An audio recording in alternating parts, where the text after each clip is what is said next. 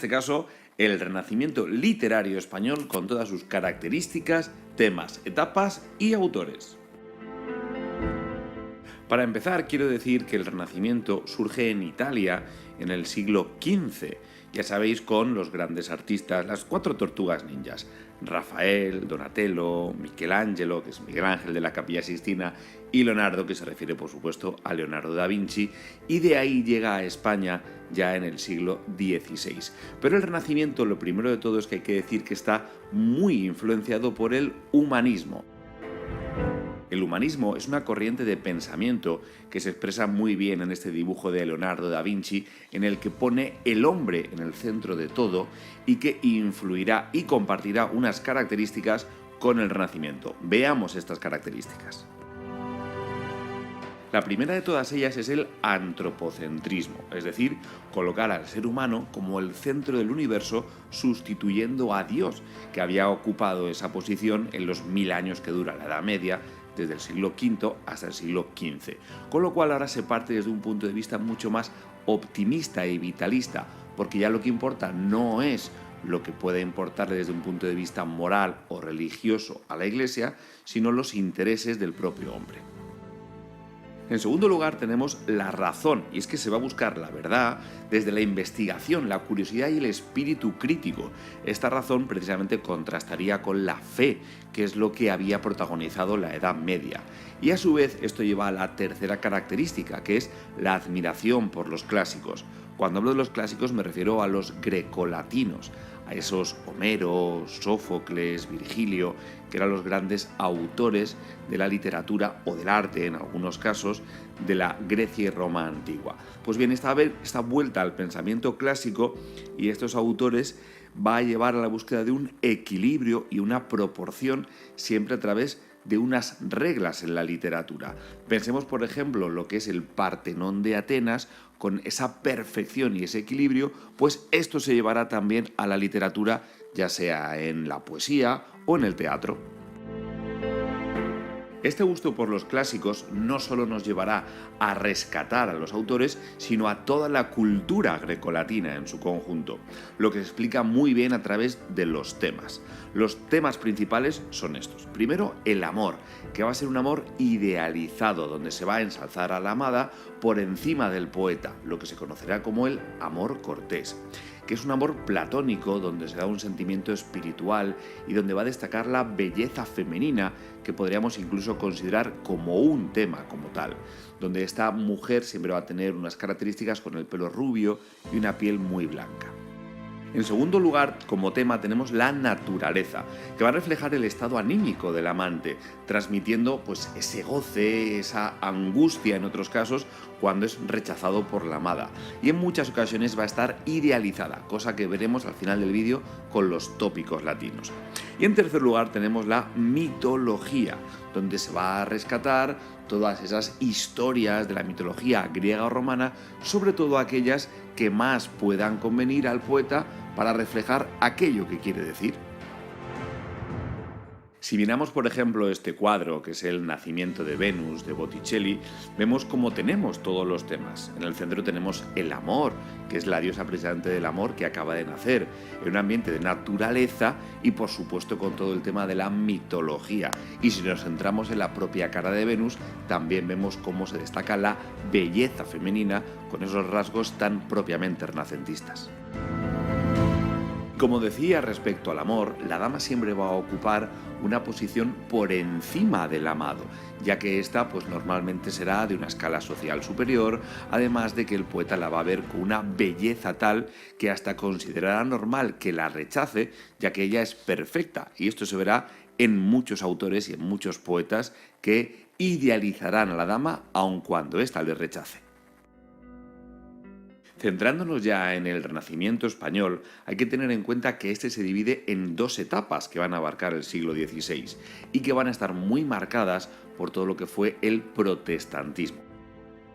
Aquí vemos a Martín Lutero clavando en la iglesia de Wittenberg todas sus propuestas de cambio respecto a la Iglesia. Esto llevó a lo que se llamó el Concilio de Trento, donde la Iglesia lo que decidió es que debía de volver a una mayor religiosidad. Pues bien, esto es lo que va a marcar de forma definitiva las dos etapas que habrá en España, que además a su vez van a estar muy marcadas por los dos monarcas que estarán en esas dos mitades del siglo XVI. En la primera tendremos a Carlos V y en la segunda a Felipe II. Esta primera etapa coincide prácticamente con lo que fue la primera mitad del siglo XVI, en ese reinado de Carlos V, y tuvo una clarísima influencia italiana, especialmente del poeta Francesco Petrarca, siendo el amor el tema principal y donde va a destacar Garcilaso de la Vega, del que hablaremos ahora.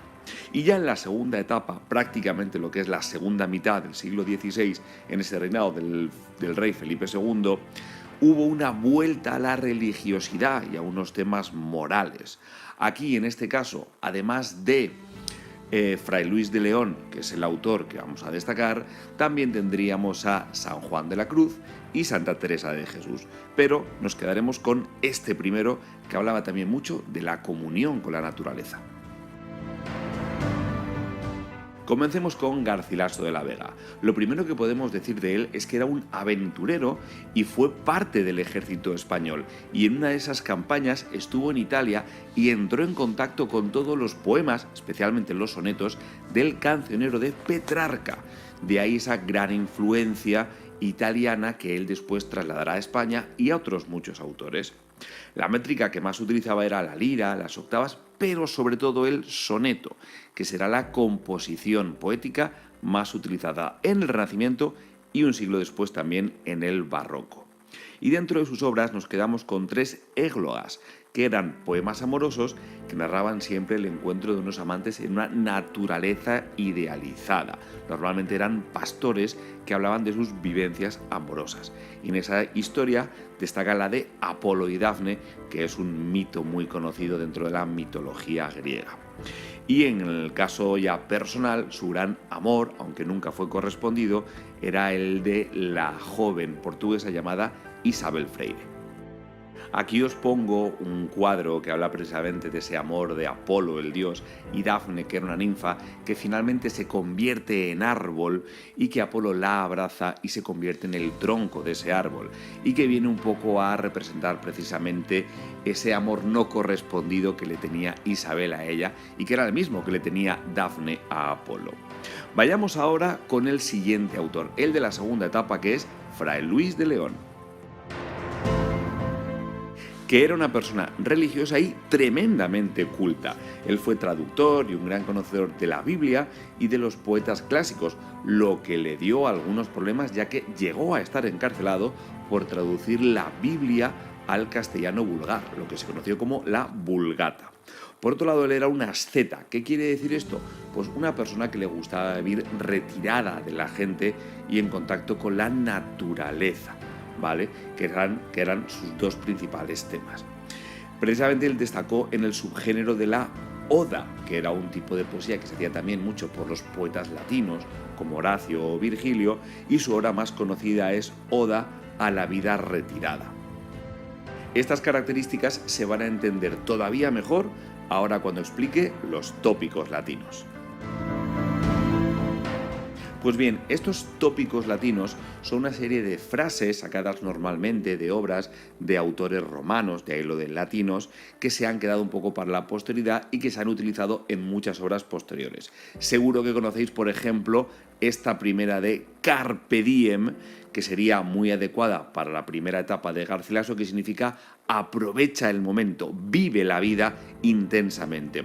Y una muy parecida sería Collige Virgo Rosas, que es literalmente recoge virgen las rosas, y se refería a ese carpe diem, pero de disfrutar de los pequeños placeres de la vida, referido también en este caso a las mujeres.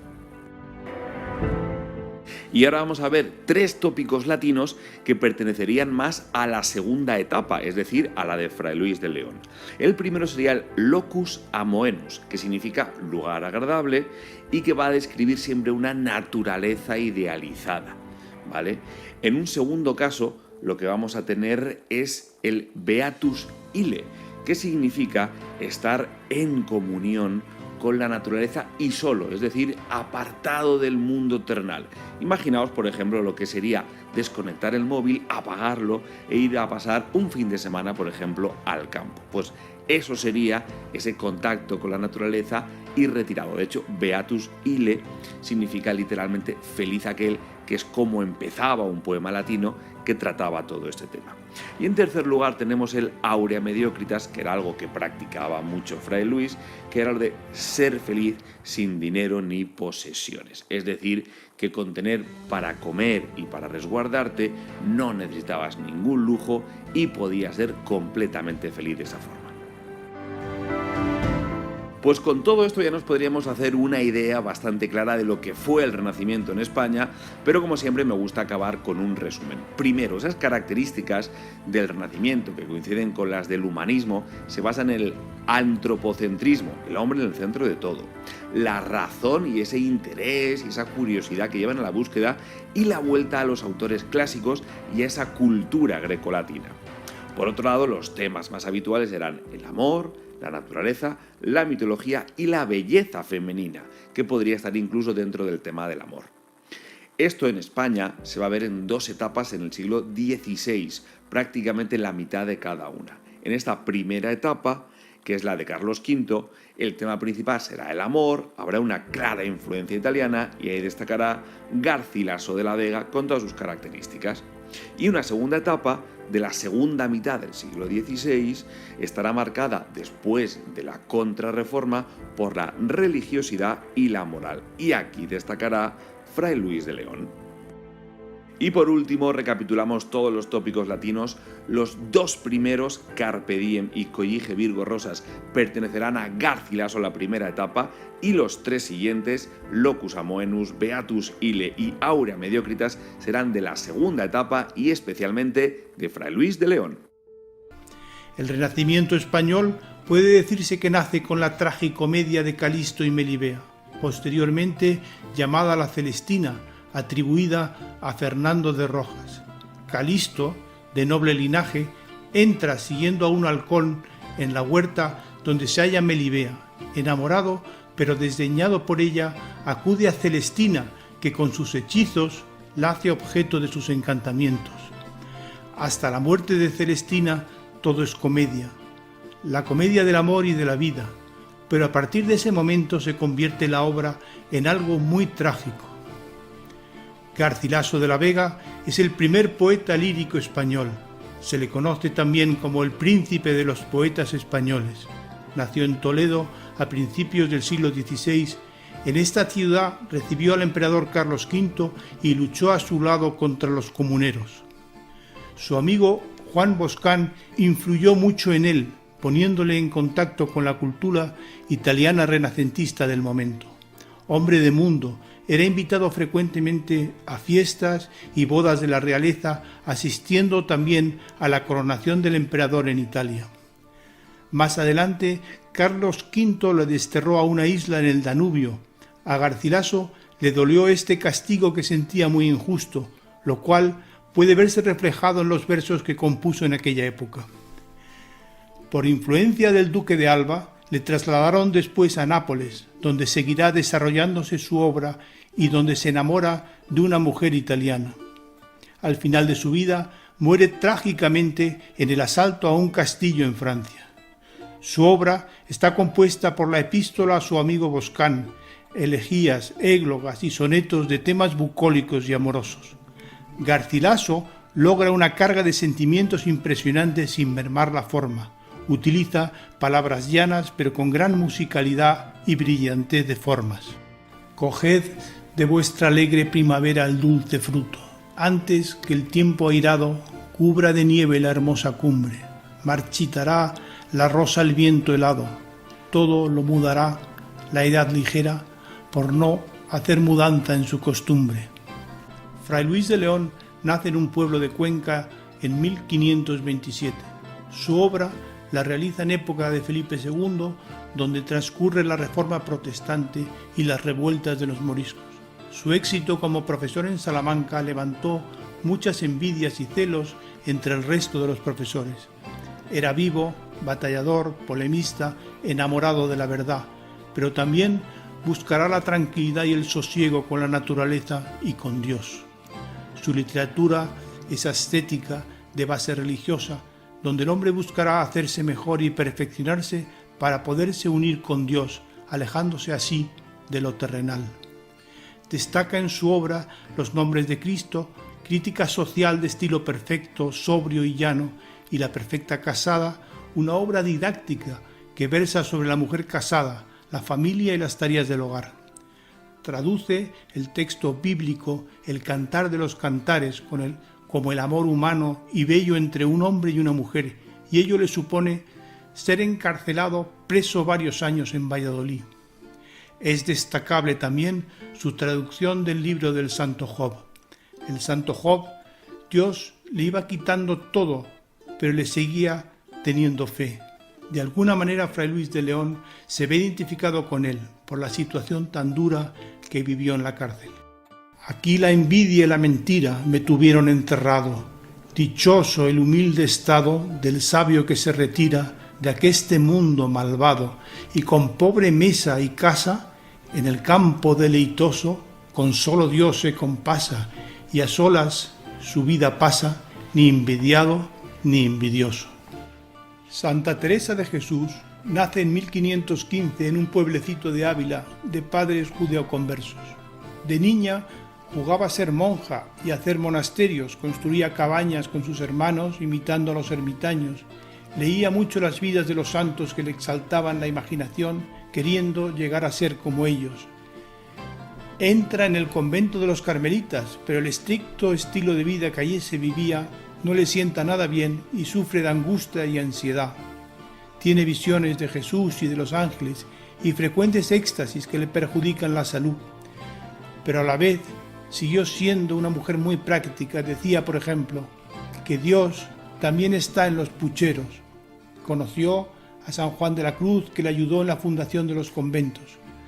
La princesa de Éboli también se hizo amiga suya al principio y quiso hacerse monja con ella y dirigir y mandar los conventos, pero al final acabaron enfrentadas. Funda la Orden de las Carmelitas Descalzas y muere en Alba de Tormes, provincia de Salamanca, en 1582. Su estilo es ardiente, apasionado, le sale del corazón. Sus obras, Camino de la Perfección o el Libro de las Moradas, son producto del amor de un alma enamorada de Dios y de la vida. Fue declarada doctora de la Iglesia, obteniendo así el reconocimiento que no tuvo en vida. Nada te turbe, nada te espante, todo se pasa. Dios no se muda, la paciencia todo lo alcanza. Quien a Dios teme, nada le falta, solo Dios basta. Las novelas de caballerías eran del gusto de todo el mundo durante el siglo XVI. Logran su máximo esplendor durante el reinado de Carlos V y luego irán disminuyendo su importancia durante el reinado de Felipe II. Pero frente a las aventuras caballerescas va a surgir el antihéroe. En 1554 se publica El Lazarillo de Tormes, novela maravillosa de la picaresca española, muy realista. Su precedente podemos verlo en La Celestina. Recoge el Renacimiento, una visión directa del mundo, la crítica del clero, algo que era impensable en la Edad Media. El pícaro es el antihéroe y despierta mucha ternura y compasión. Es una novela que refleja con crudeza cómo vivían las clases bajas del momento. Durante el transcurso de la novela, el Lazarillo sirve de criado, entre otros, a un ciego, a un cura roñoso, a un escudero famélico. El estilo de la obra es sencillo, espontáneo, coloquial, opuesto a lo ampuloso y rimbombante de los libros de caballerías. Obtuvo un gran éxito y llegó a ser prohibida por la Inquisición, de ahí la causa de que fuera anónima. Y en esto yo siempre le llevaba al ciego por los peores caminos y adrede para hacerle mal daño. Si había piedras, por ellas, si lodo, por lo más alto.